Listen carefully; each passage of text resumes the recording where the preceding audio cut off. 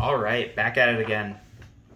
So last night, kind of surprised to see what the Raiders were able to do against the Saints. Darren Waller having a heck of a night.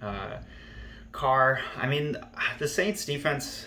I've never been that afraid of the Saints defense, but they kind of got shredded.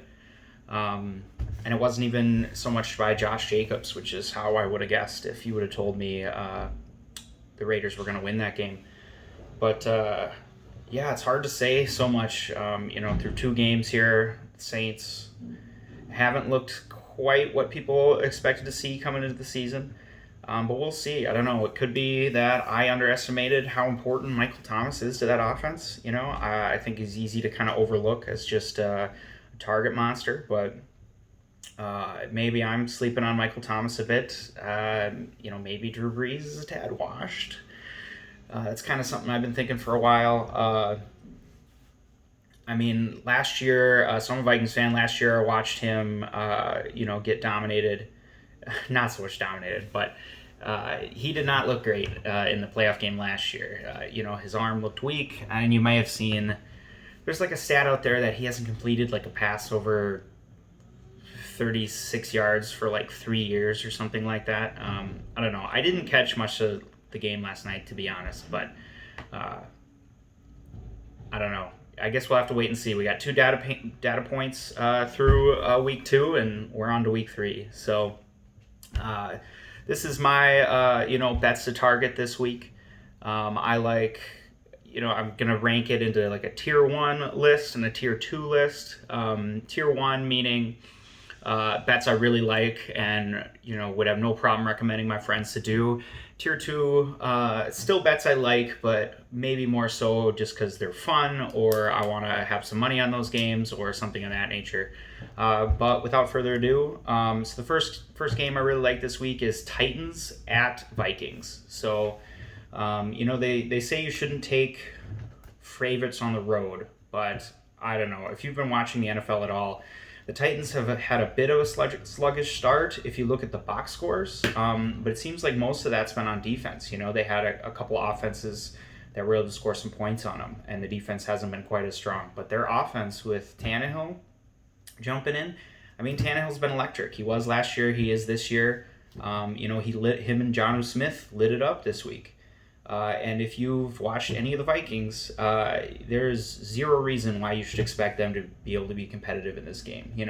I think they lost to a worse team last week against the Colts.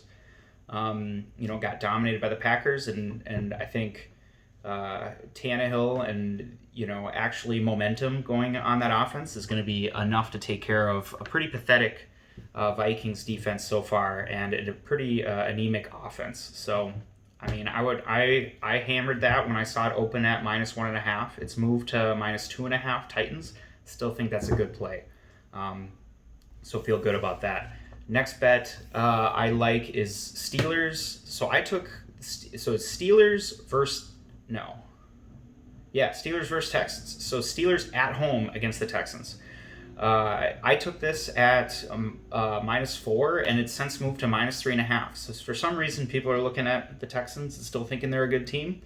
They got dominated by double-digit scores in Week 1 by the Chiefs, and double-digit again by Week 2 in Baltimore, and now they face another good team. And I had a friend say he's not really sure if the Steelers are good or not. And I don't know, that game, the game they played was, let's see, who was it?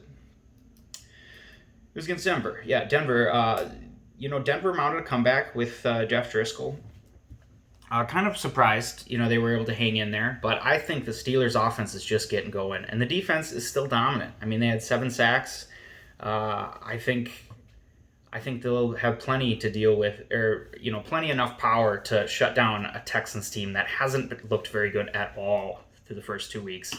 And now, surprise, surprise, Will Fuller's hurt. He's got a hamstring issue going on. So, Texans, not very good team. Steelers, a good team that's getting better. So, I would take the Steelers in the -3.5. We're going to do that. The next tier 1 bet, speaking of a good team that or a bad team people don't really understand is bad yet, is the Eagles. So, the Bengals are at Eagles +6.5. So far in his career, Joe Burrow covered in week 1. He covered 3.5 against the Chargers, and he covered last week the 5.5 against the Browns. So he's batting 1,000 right now, and he's an exciting QB to watch. And honestly, the Bengals still got their issues. They still got an offensive line that can't protect him. Mixon's struggled to get going. Their defense, they had Trey Waynes tear his pec, injuries there. Still not a good defense, but the Eagles aren't good either. The Eagles offense, yes, they just did get Miles Sanders back, so that could tear up my take a new one. But I mean, I don't think it'd be crazy for the Bengals to win this one outright. I mean, I think they got a lot going for them. Burrow's looked really good. I think he's going to start connecting with A.J. Green better down the stretch, and I think Joe Mixon's going to improve down the stretch after kind of a slow start. So, and the Eagles had another offensive line injury. So, I don't know. Miles Sanders could ruin this take, but I mean, if I'm going to get what I think are pretty even teams, and I can have Joe Burrow plus the 6.5, I'll take plus the 6.5 and have some fun watching that game. So that was it for my Tier 1 bets.